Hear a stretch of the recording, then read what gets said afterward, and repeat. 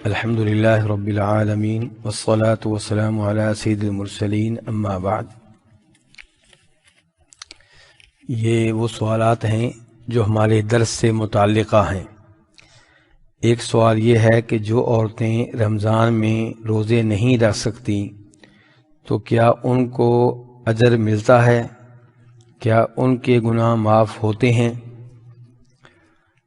تو گزارش یہ ہے کہ بہن کے سوال سے مراد یہ لگتا ہے کہ وہ عورتیں جو رمضان کے روزے رکھتی ہیں لیکن ماہواری کی وجہ سے 6 دن کے روزے 7 دن کے روزے رہ جاتے ہیں، تو کیا ان کو بھی یہ ثواب ملے گا کہ جس نے رمضان کے روزے رکھے تو اس کے گزشتہ گناہ معاف ہو جاتے ہیں؟ سوال سے مراد یہ ہے۔ تو اس کا جواب یہ ہے کہ بالکل وہ اس حدیث کا حصہ ہیں۔ جب وہ 6 روزے 7 روزے جو حیض کی وجہ سے رہ گئے ہیں بعد میں ان کی قضا دے دیں، بعد میں رکھ لیں، تو انشاءاللہ وہ بھی اس حدیث میں داخل ہیں اور یہ ثواب ان کے لیے بھی ہے۔ اور ایسے ہی نفاس، یعنی کہ جن عورتوں نے روزے اس لیے نہیں رکھے کہ ان کے ہاں ولادت ہو چکی تھی، مثال کے طور پہ رمضان کے مہینہ شروع ہونے سے 1 دن پہلے 2 دن پہلے ولادت شروع ہوئی، اب پورا مہینہ وہ روزے نہیں رکھ سکیں۔ جس عورت کے ہاں ولادت ہو کتنے دن روزے نہیں رکھے گی؟ کتنے دن وہ نماز نہیں پڑھے گی؟ جی جواب ہمیشہ یہی آتا ہے کہ 40، اور یہ جواب غلط ہے۔ یہ جواب کیا ہے؟ غلط ہے۔ یہ جواب مشہور ضرور ہے لیکن غلط ہے۔ اصل میں تھوڑی سی اس میں باریکی ہے۔ عورت جس کے ہاں ولادت ہوئی ہے جب اس کا خون ختم ہو جائے گا وہ نماز شروع کر دے گی، چاہے ولادت کے 5 دن کے بعد ختم ہو، چاہے ولادت کے 10 دن کے بعد، چاہے 15 دنوں کے بعد، چاہے 25 دنوں کے بعد۔ 40 دن آخری مدت ہے، جس کا مطلب یہ ہے کہ ایک عورت کے ہاں ولادت ہوئی، خون جاری ہے اور 40 دن ہو گئے، اب بھی جاری ہے، تو اس سے کہا جائے گا کہ 40 دن ہو چکے ہیں، خون اب بھی جاری ہے، غسل کرو اور نمازیں شروع کرو۔ اگر رمضان کا مہینہ ہے تو روزے رکھو، کیونکہ 40 دن سے زیادہ انتظار کرنے کی اجازت نہیں ہے۔ اب جو تمہارا خون آ رہا ہے اس کو ہم کہیں گے فاسد خون۔ کون سا خون؟ فاسد خون، جیسے استحاضہ کا خون ہوتا ہے جو حیض کے علاوہ ہوتا ہے۔ ایک عورت کو 7 دن خون آتا ہے حیض کا، لیکن کسی مہینے 7 دن کے علاوہ مزید 10 دن آ گیا خون، مزید 5 دن آ گیا، اور یہ جو 5 دن 10 دن کا خون ہے یہ حیض کے خون کے علاوہ ہے۔ حیض کے خون کی علامت کیا ہوتی ہے؟ حیض کا خون جو ہوگا وہ سیاہی مائل ہوگا، کچھ موٹا سا ہوگا، بدبودار ہوگا۔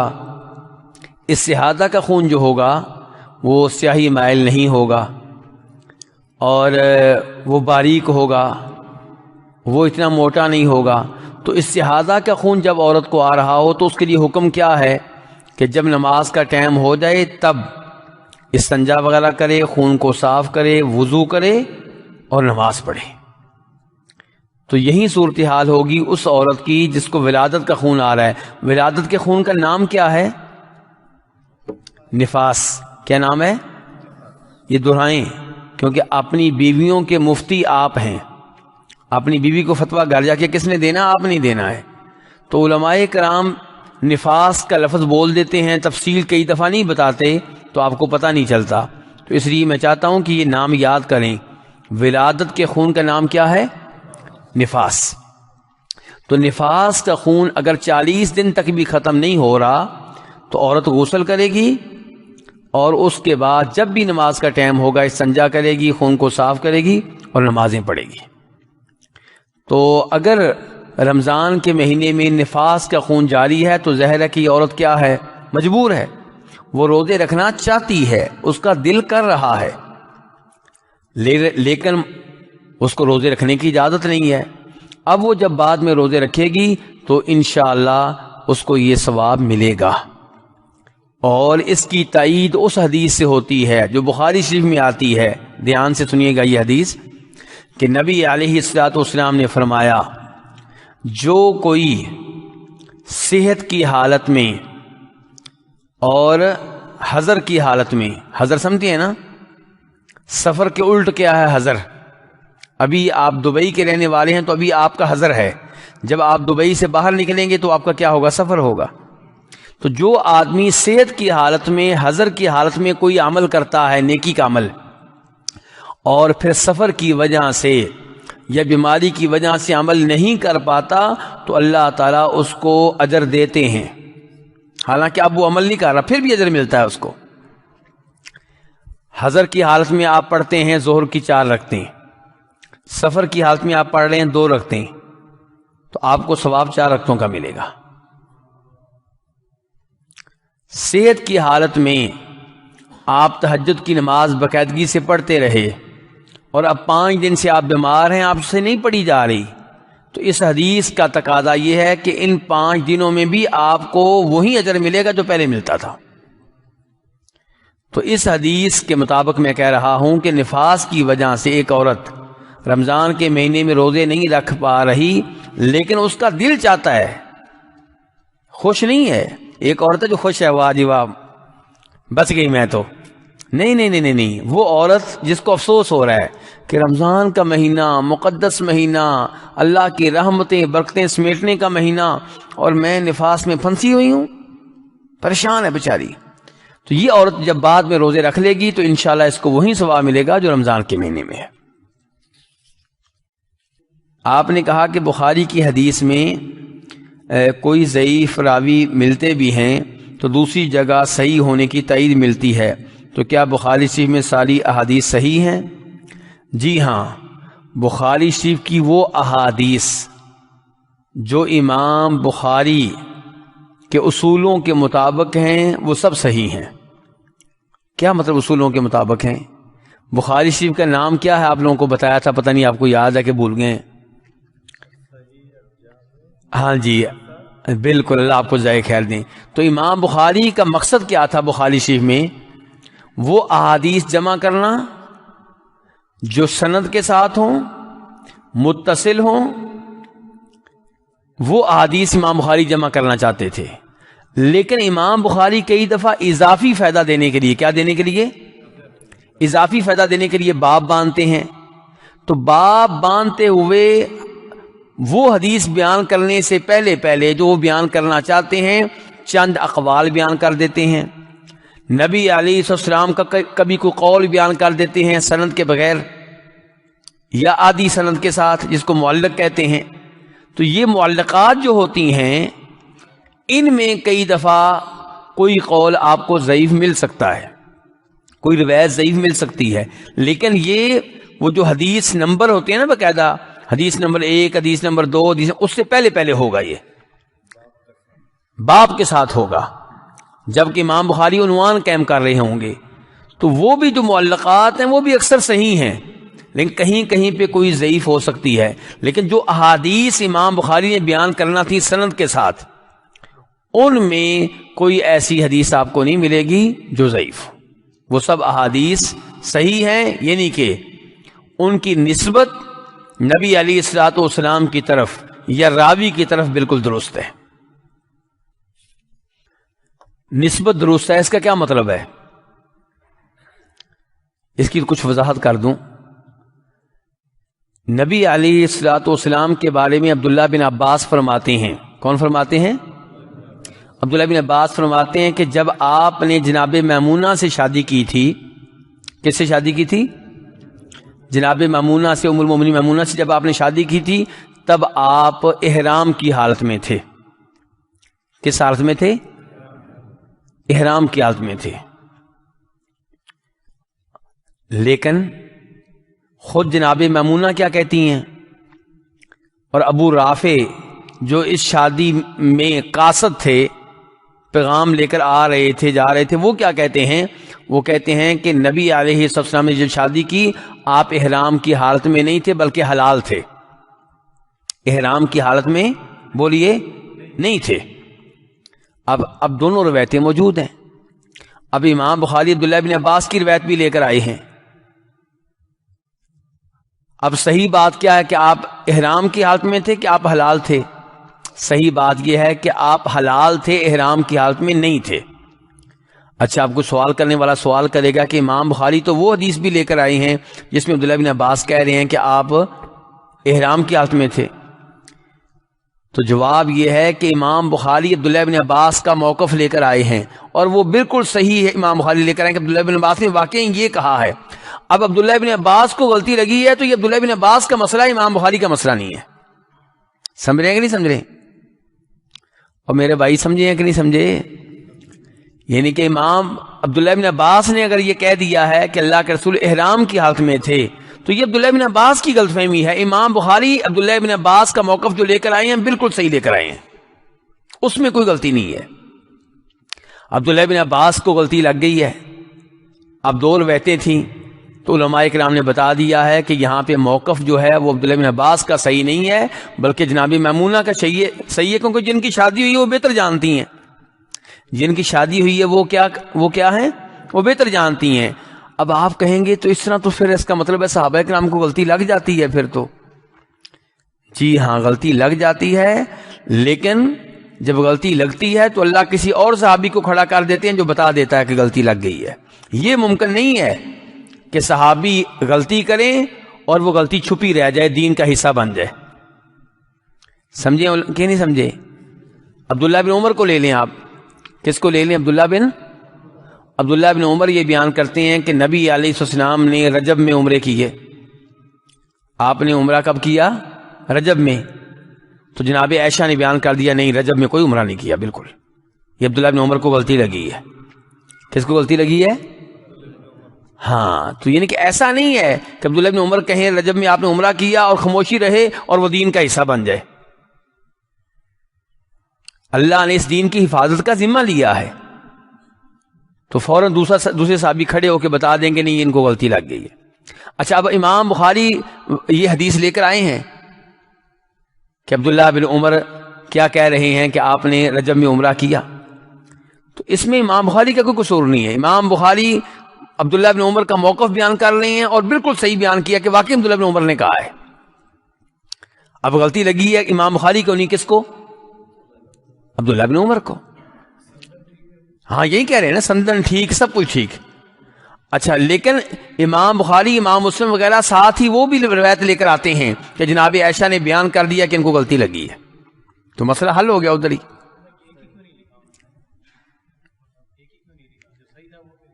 ابھی دیکھیں، آپ زبانی ایک تو سوال کر رہے ہیں، زبانی سوال ان کی طرف سے منع ہے، زبانی سوال انتظامیہ کی طرف سے منع ہے۔ کہتے ہیں کہ صرف ایک روایت کو نہیں، انہوں نے بیان کیا سب کچھ تاکہ حقیقت حال سامنے آ جائے، تاکہ دوسرا پوائنٹ بھی آپ کے سامنے آئے، دوسرا موقف بھی آپ کے سامنے آئے، اور ساتھ یہ بھی بیان کر دیا کہ ایسا نے واضح کر دیا تھا کہ ان کو غلطی لگی ہے۔ ٹھیک ہے، تو وہ صحیح حدیث سامنے آ گئی۔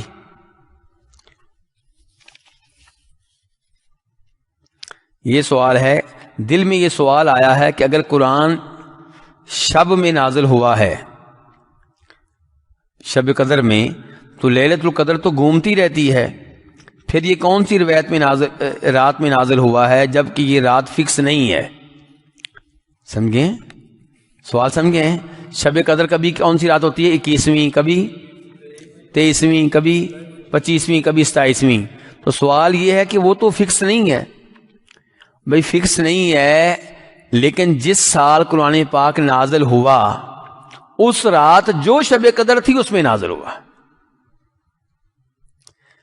جس سال قرآن پاک اور قرآن پاک شب قدر میں نازل ہوا، اس کے دو مطلب ہیں، آپ کو پتہ ہے نا اس کے دو مطلب ہیں۔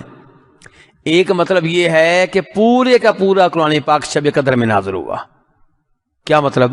لوح محفوظ سے آسمانی دنیا پہ، لوح محفوظ سے آسمانی دنیا پہ پورے کا پورا شب قدر میں نازل ہوا، پھر وہاں سے 23 سالوں میں وقفے سے نازل ہوتا رہا۔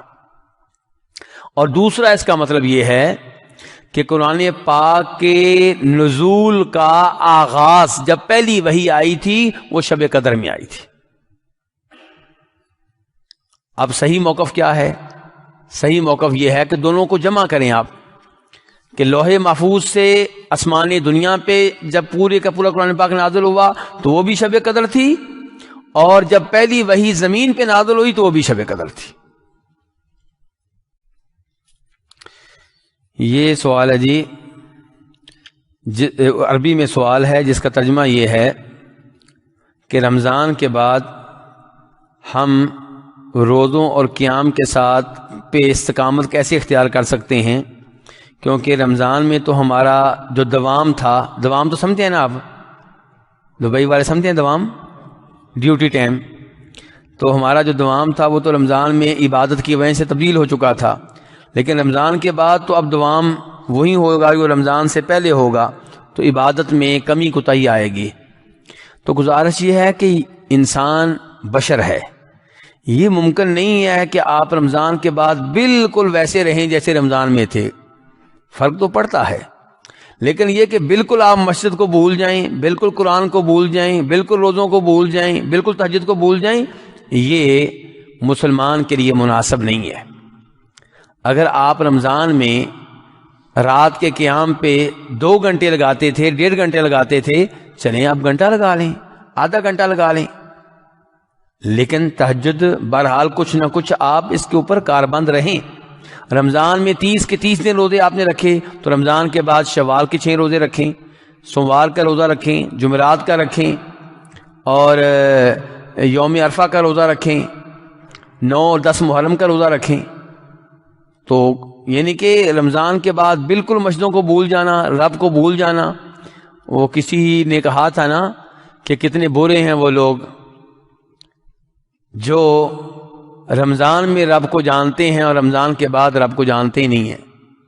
تو یہ صورتحال نہیں ہونی چاہیے۔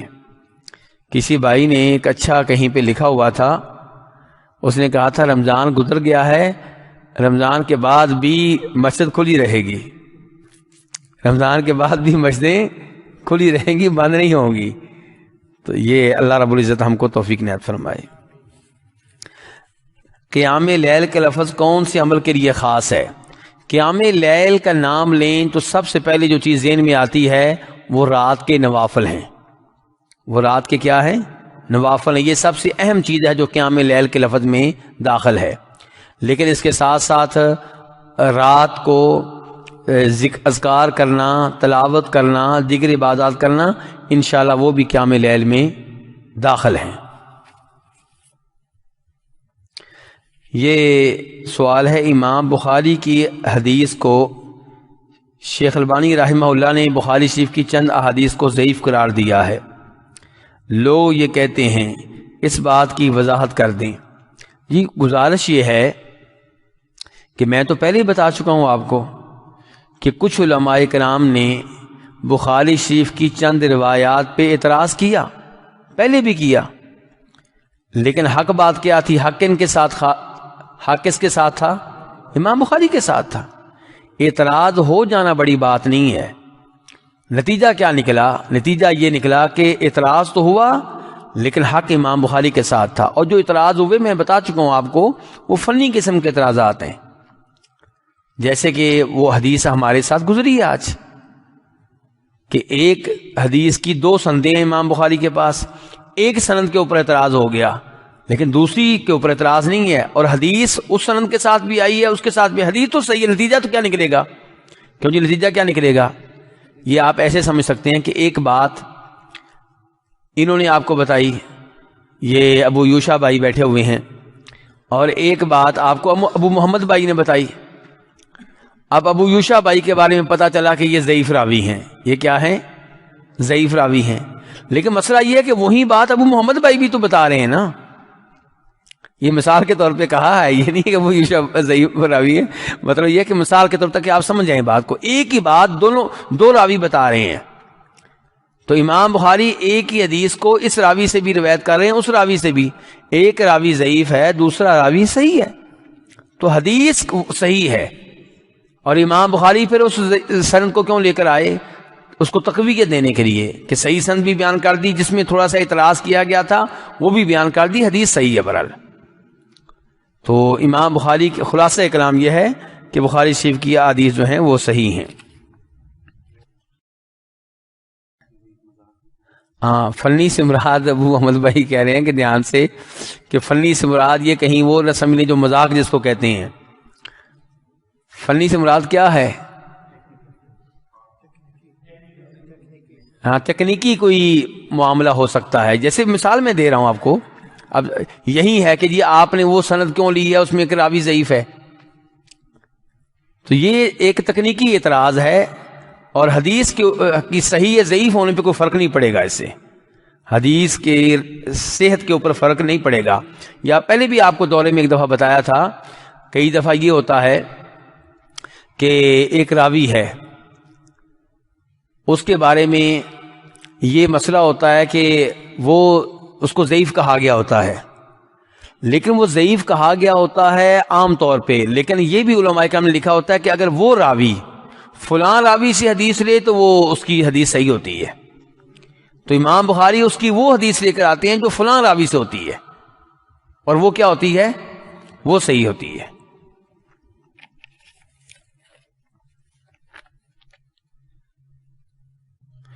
کوئی دعا خاص ہو جو ایمان کو بڑھانے کے لیے کی جائے، اور کیا یہ کہنا صحیح ہے کہ یا اللہ میرا ایمان مجھ سے نہ لینا، اور یا اللہ اگر میرا ایمان کم یا ختم ہو گیا ہے تو اس سے مجھے لوٹا دے واپس؟ جی آپ یہ دعا کریں، اللہم زدنا ایمانا و یقینا و فقہا۔ عبداللہ ابن مسعود رضی اللہ عنہ یہ دعا کیا کرتے تھے، اللہم زدنا ایمانا و یقینا و فقہا، اے اللہ میرے ایمان میں اضافہ کر دے، میرے یقین میں، اور دین کی جو میری سمجھ بوجھ ہے، بصیرت ہے، اس میں اضافہ کر دے۔ تو یہ دعا کرتے رہنا چاہیے۔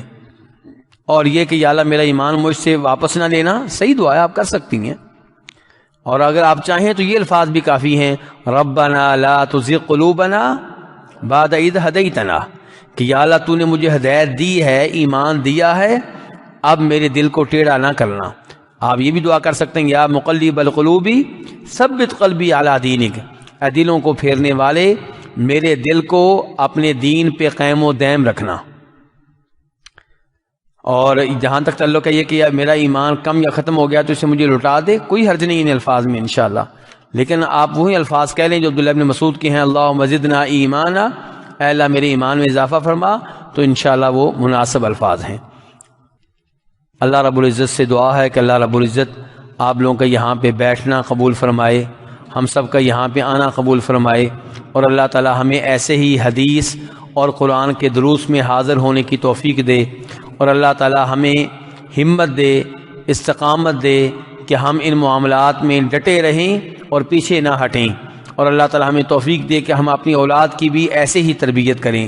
جو بھائی ان پروگرام کے انعقاد میں محنت کرتے ہیں، ٹائم دیتے ہیں، اللہ تعالیٰ ان کی محنتیں قبول فرمائے، اور اللہ تعالیٰ انتظامیہ کو اور حکومت کے ان لوگوں کو جزائے خیر دے جو ایسے پروگرام کی اجازت دیتے ہیں، اس کے لیے تصریح دیتے ہیں۔ اللہ تعالیٰ انہیں مزید خیر کے کام کرنے کی توفیق عنایت فرمائے، اور جو خیر کے کام کر رہے ہیں وہ قبول فرمائے، اور اللہ تعالیٰ تمام مسلمان حکمرانوں کو اپنے اپنے ممالک میں شریعت نافذ کرنے کی توفیق عنایت فرمائے، اور یہ دائرۃ الشؤون اسلامیہ جو یہاں کی دبئی کی ہے، اللہ تعالیٰ ان کو بھی جزائے خیر دے۔ وصلی اللہ تعالیٰ علی نبیہ محمد وآلہ وصحبہ اجمعین۔